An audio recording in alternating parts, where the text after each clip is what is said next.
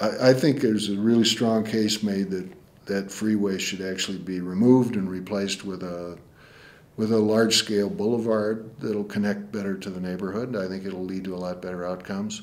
My name is John Norquist. I'm the president of the Congress for the New Urbanism, which is a group made up mostly of designers, architects, engineers, planners.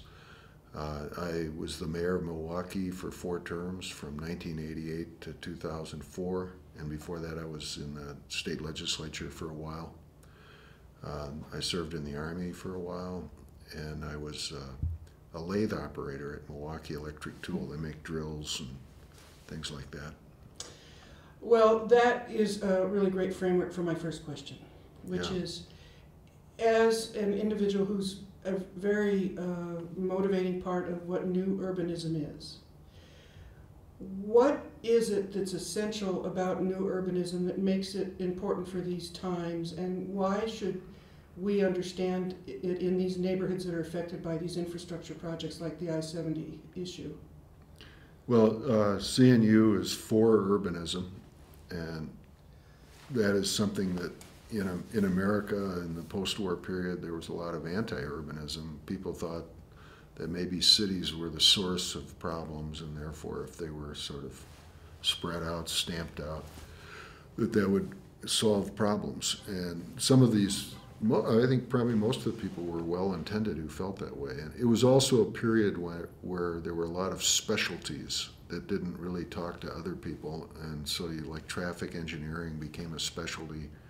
It was all about moving traffic on roads by making the roads bigger and so forth, and not looking at the complexity of it in the more urban city context.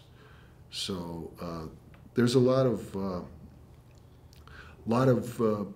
nuance that's missed, and the new urbanists try to bring all the different specialists together, water people, traffic people, architects, developers, civic officials, and so forth, so that people look at the big picture. They think about one thing, but then also think about the other effects that has. And that's one of the things that's interesting about I-70, because that was built basically just to move cars and didn't consider the effect that it had on the environment that it drove through. What would you describe as the precipitating crisis or problem that you might have observed in your experience, maybe in the general society, or in something that you saw at the beginning of the movement that started? Well, I mean, I think a lot of Americans look at the older neighborhoods, whether they're in suburbs or cities, they look at them as the sort of the good old way to do things that can't be done anymore, and they don't realize that actually it could be done.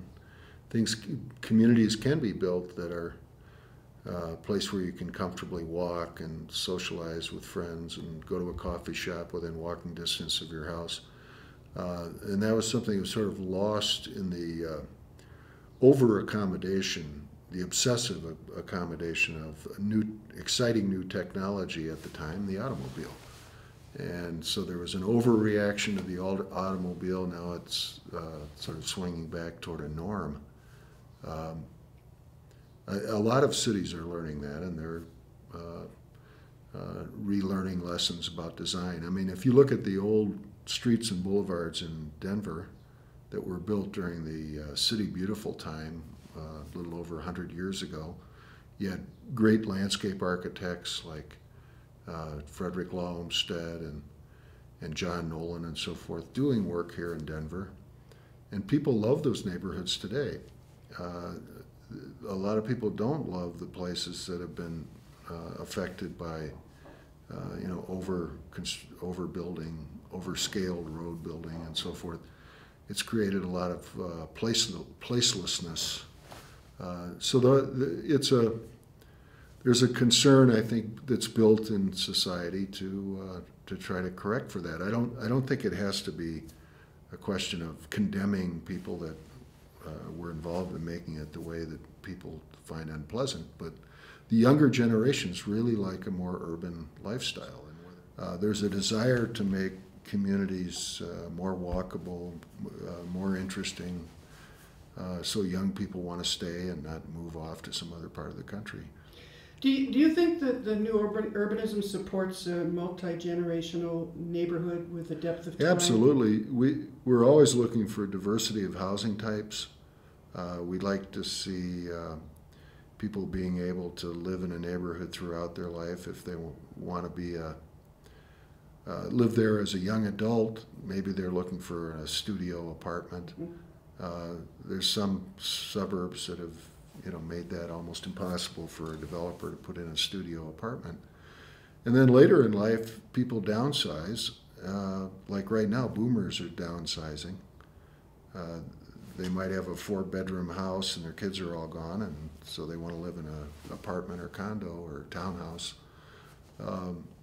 So if a town just has one kind of housing, it's going to run into problems with that, and it'll create more price fluctuations, more disorder in terms of the real estate market. So it's a good idea to have diversity of housing types. I think some places, that have been really enclaves for wealthy people, like Vail, for example, and Aspen, I think they've learned that, making the service people who, cook the meals and wait the tables and take care of the ski poles and all that kind of stuff, making them drive 70 miles round trip because there's no place to live in those communities, that's really not in the interest of those communities or even the people that are wealthy and live there.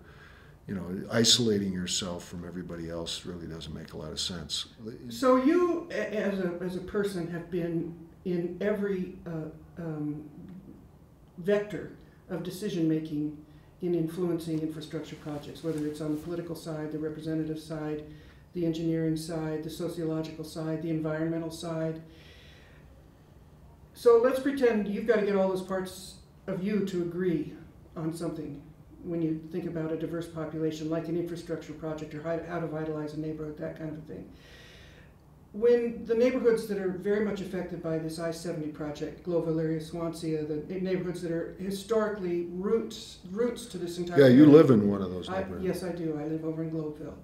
And we know that the legacy of these neighborhoods, the industrial residential roots, is a great deal of what this country is built on. And so the irony is painful that now they're among the most neglected.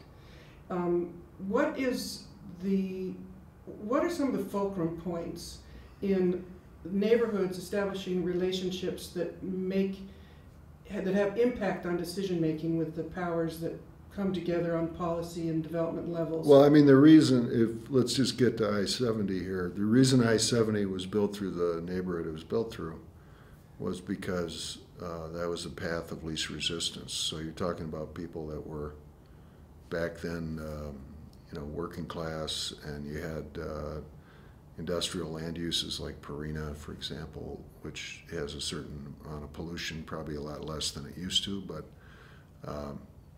anyway, you have a neighborhood that doesn't have a lot of money. So running a freeway through that neighborhood was easier, and the same thing was done in cities all over the country. And in Milwaukee, the major north-south freeway was built right through the middle of the African-American community. There was resistance. The state legislator who represented that area, Lloyd Barbee, he stood in front of the bulldozers, and the bulldozer actually moved and touched him, fortunately, he let his supporters pull him away from the bulldozer. I don't know whether he was actually willing to die for that cause, but it killed that neighborhood. They went right through the African American business street, Walnut Street, and destroyed their restaurants, their businesses, clothing businesses, all that stuff. Some of it might have been damaged anyway, but the freeway really did a lot of damage. So it followed the path of least political resistance. No freeways were built in wealthy neighborhoods because they were perceived as something, bad. Well, nowadays, I think we've learned enough about traffic and how traffic moves that the freeway really doesn't belong in the city itself anyway. And in Europe, if you go to Europe, you'll find that most of the major cities have no freeway infrastructure within the ring. They'll have a ring road around the outside of the city, and that'll then connect to freeways that go to other cities, you know, like Berlin to Hamburg or whatever. And so in European cities, particularly the northern European cities, there's very little poverty. They have great transit. They don't put freeways in the middle of their towns. And the suburbs are good too. I mean, if the city's good, the suburb's good. Just compared like Detroit, where the city's fallen apart, and the suburbs around Detroit have much lower incomes than the suburbs around Chicago, which hasn't fallen apart.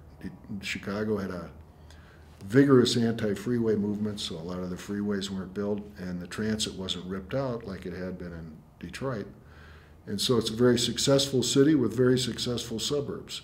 You look at Detroit, and the suburbs may feel good because the city's in worse shape than most of them are, but that's that's the worst form of relativism. So, you know, Denver is a very dynamic place. It's a growing metropolitan area. The city has done a lot of things right with the light rail expansion. And there's a form-based code that the city has, and there's a great relationship between the suburbs and the city. There's all kinds of good things that have happened, but Denver's a little behind the curve, and Colorado's a little bit behind the curve in terms of understanding how road infrastructure should be built in metropolitan areas. You want the streets, the boulevards, the avenues. You want the city to be beautiful, valuable, lots of jobs, a place where everybody wants to be. And visiting what's really a rural form into the city is counterproductive. It's even counterproductive in terms of traffic. Traffic distributes much better on a grid, especially if it's assisted by transit, than it does on a system of freeways. Although if you build enough freeways, if you build them wide enough and enough of them, I suppose eventually you can reduce congestion, because Detroit has succeeded in that. They don't have a problem with congestion, really. They've built so many freeways. Of course, there's side effects of that. Their population's declined by 2/3, very few jobs. So, you know, if you focus everything on one special thing, you know, traffic flow, it can actually be counterproductive, even in terms of traffic. At rush hour, the freeways tend to break down when you need them the most. There's too many people concentrated, too many cars concentrated in one place, and they can't get off until they get to the next interchange. And so you end up, during that peak hour in the morning and peak hour in the evening, that's where the system really breaks down. Whereas if you have a system of streets, avenues, and boulevards, people have more choices, so if things start to get congested in one area, there's a lot of the traffic will move to another, and they'll randomly distribute over the grid. So you really, Denver needs to figure this stuff out. It'll add value to Denver. It'll save taxpayers a ton of money not to keep building big freeway infrastructure inside the urbanized part of the metropolitan area. Being non-confrontational in the process of bringing together powers that have very different vested interests is a huge challenge, especially if we're in neighborhoods where the bottom line is our health is not being considered as the prime directive. Yeah. What can you say about how to make this work so that we don't have to end up in a fight with each other, so that we don't have to litigate, so that we don't have to take each other to the ropes? You know, I really think that it's important for people that are in their neighborhood that they need to think about the ultimate goal they have in mind, and they want to improve the neighborhood in terms of its air quality. They want to improve the neighborhood in terms of the distribution and walkability and concentration of jobs and other things, and look at those endpoints. What are they really trying to do? Rather than complain about the process, because the process for public works, for infrastructure, it's always going to be messy. You've got powerful interest groups that feel threatened by change. So, you know, for example, if you're a road builder and you do the freeway work, usually it's the bigger road builders, they have these machines they own that only really are useful for giant projects. And, you know, owning those things is expensive, and if you don't use them, it's even more expensive because you're not bringing in revenue. So for them, the idea that they would change their business to build a system of many smaller roads, even though they might make more money that way in the long run, that's a threat. So they tend to encourage the DOTs to just keep doing what they've been doing in the past. And you've got other interest groups that come to play. So for neighborhood people who don't have a lot of power, particularly if they come from a neighborhood like the one along I-70, they have to be really explicit about what they're after. It's not just complaining. It's complaining, and if this is done the way we want, we're going to end up with better outcomes, better life outcomes, better jobs, better it'll be better for the neighborhood in a lot of ways. And it's important to think those things through and stick to those goals and not get caught up in procedure and all the different processes that come along. Well, you were mayor for Yeah. a period of time. So, and obviously there are mayors and then there are mayors. And how do you reach a mayor in a mayor-controlled? Well, in my case, it was a priority of mine. I got into politics partly to stop a freeway that would have gone through one of the Olmsted parks in Milwaukee. My sister actually lived right near the park, and the state representative wanted to build this freeway, and they were about to do it, so then I ran against him and I beat him. And then we killed the freeway about 3 years later. For good. It never was built. So I already had this inclination, and when I became mayor, then I decided to go the next step and roll back some of the ones that they had already built. I think they're really toxic for cities, and so that was a priority. And as mayor, I used my power. I had negotiations with the governor and with all the different parties, and organize the downtown business and landowners in the downtown, particularly because that's where this freeway was. The idea is, if you have an elected official who wants to do this, then it makes it a lot easier because then they can organize their power and help you out. If you don't have that, and a lot of elected officials have other priorities, it's not that they're evil, they just have other priorities. Then you have to try to persuade them. And I think the most powerful thing is people in the neighborhood themselves speaking out. Like Armando, the guy that's going to be talking later today, it comes from the heart. They live that situation every day and they want it to be better. And I think that's really powerful. And then try to build coalitions with environmental groups and architectural design groups and get some elected officials. It's really hard to change minds right away. People need to have a chance to think about it. It's very counterintuitive to want to tear down a freeway and replace it with a street. But in the long run, I think it's going to happen. It's happening all over the world, in Asia, in Europe, in South America. They're tearing down the main freeway through the middle of Sao Paulo, Brazil, next year. Yeah, it's already been voted on, and they're going to do it. Rio de Janeiro just took one down. They've taken down 16 grade-separated roads in Seoul, South Korea, because they realize it causes more problems than it solves. So the whole thing is changing all over the world, and my argument to Denver is they should pay attention to these trends and get ahead of the game. Do you differentiate Denver from other areas? Do you see something about Denver that makes it? I think Denver is very progressive. You look at the rapid expansion of its rail system, and to get the whole community together on that with the suburbs and the city. The only thing comparable to that I can think of is Salt Lake City, which has the fastest growing rail system in North America. I think there's a big advantage to that. I think cities that have gone the other direction are paying a price for that. What do you wish people would really get about what is potential and what is at stake? Well, I mean, one of the things that we try to emphasize is that ordinary people should have a big say about design. You don't have to be some big shot to have design. And some of the groups some of the design people that have power, you know, they try to, well, when I first became mayor, I had some of my engineers in the public works department said, well, we don't want to bother you with any of this sort of thing. We have plans, and, you know, Mayor, you're busy with other things. So I said, no, I'm not.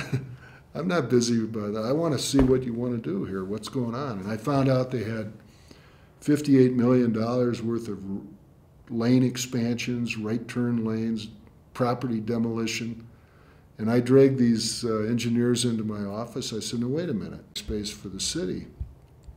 What are you going to do when you retire? Are you planning on drawing your pension after you retire? And they're all looking at me like, yeah, well, then why do you want to tear down the tax base that would pay for your pension? He said, well, because we have traffic levels C and D and in some cases F, and we need to speed up the traffic. I said, do you work for the traffic or do you work for the people of Milwaukee?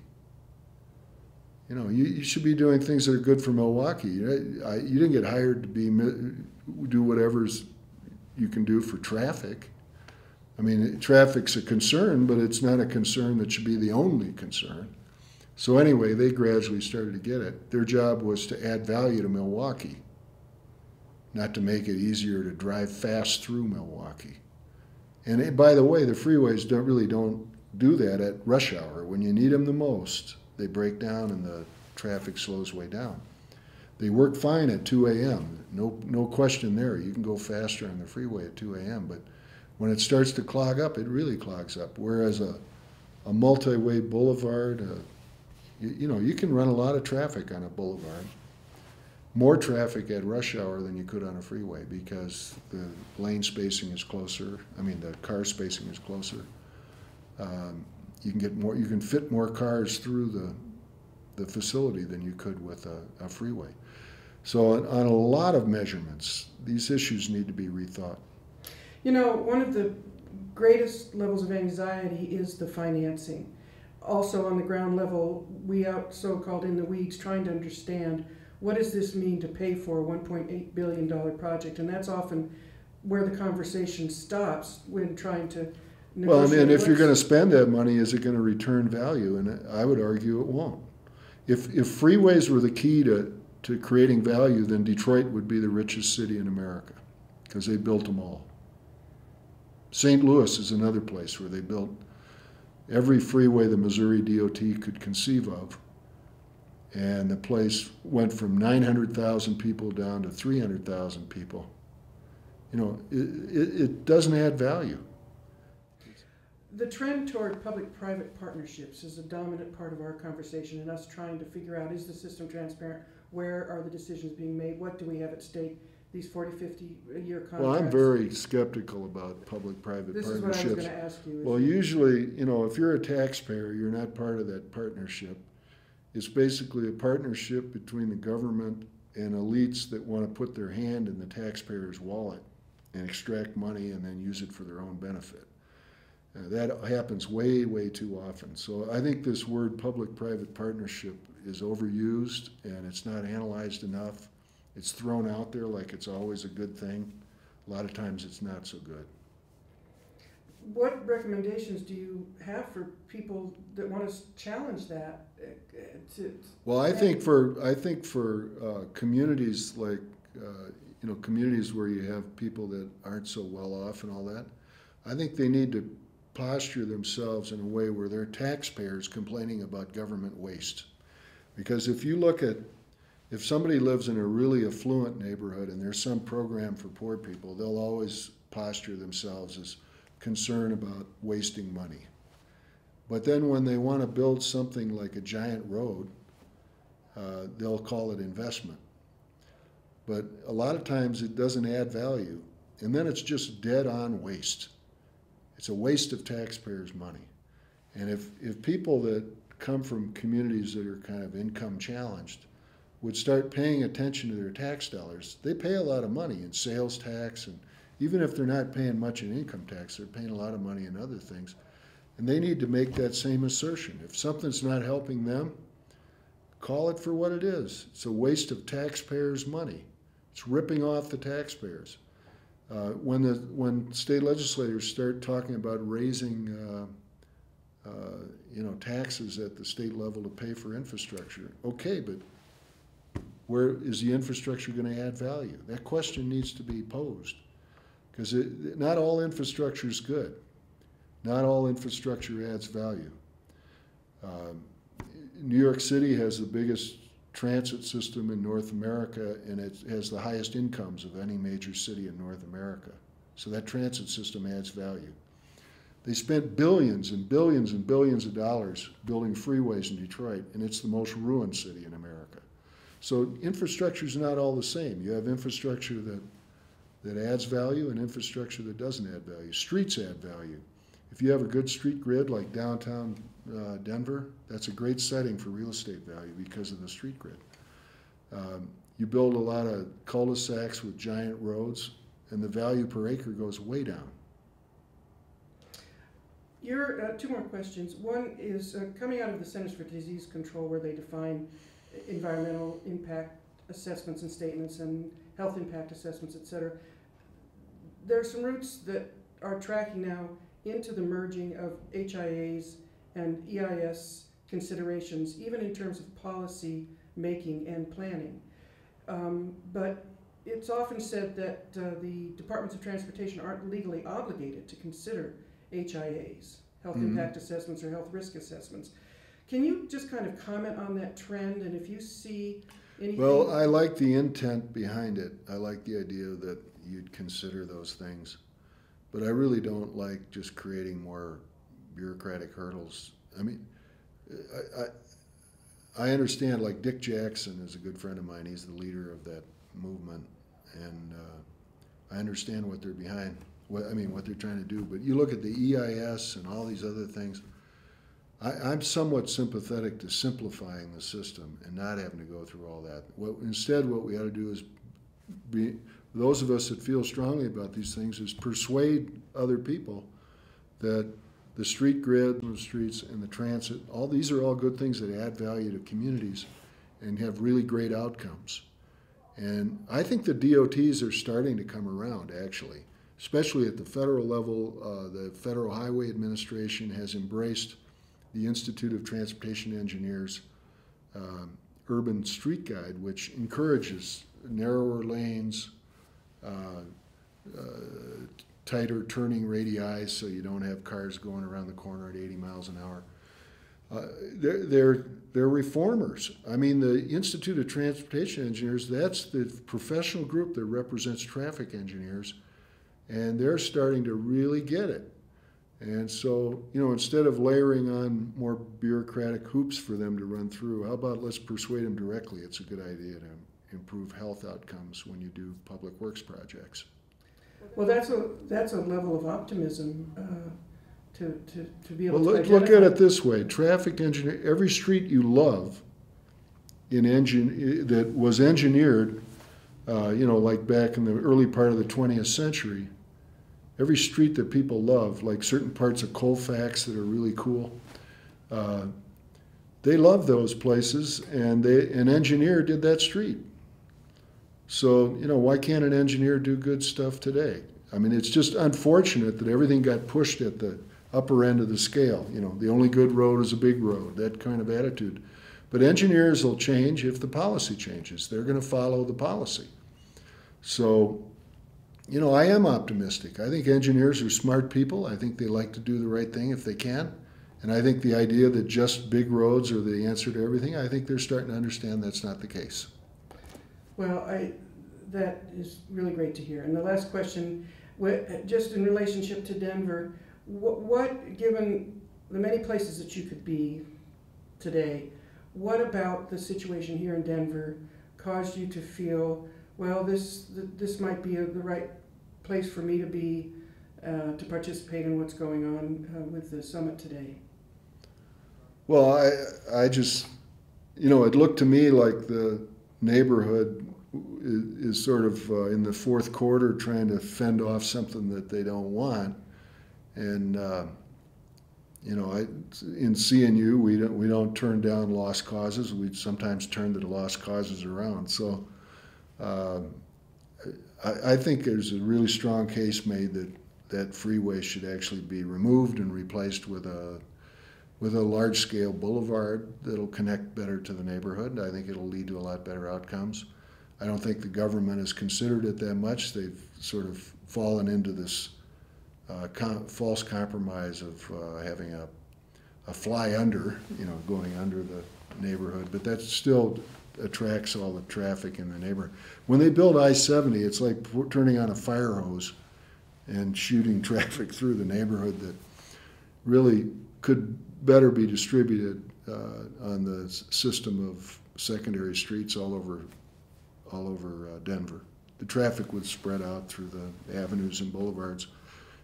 Concentrating it on one road in the middle of a city is a bad idea. And is there anything that you wish on a daily basis that people would really get about what we have at stake and what the potentials are with us taking care of this country for the next 50 years? Okay, well, just look at Denver's prospects. If you're a beautiful city that everybody wants to be in, you're going to have a lot of resources available to solve your problems, like Paris and London and New York for that matter, and San Francisco. And Denver's a younger city, but it's developing now very quickly. There is money flowing through the Denver economy. It's positioned in a great place, far away from any other competitors. So it has a lot going for it, but it can undermine its own value with the wrong infrastructure, with things that create development that's not particularly beautiful, that doesn't have lasting value. Why do that? Do it right. And Denver's done a lot of things right. And so there's an opportunity to keep moving in that direction. Design does matter. And I think Denver can have a much better future if it designs infrastructure to add value to the place where it's built. Great. Thank you very much.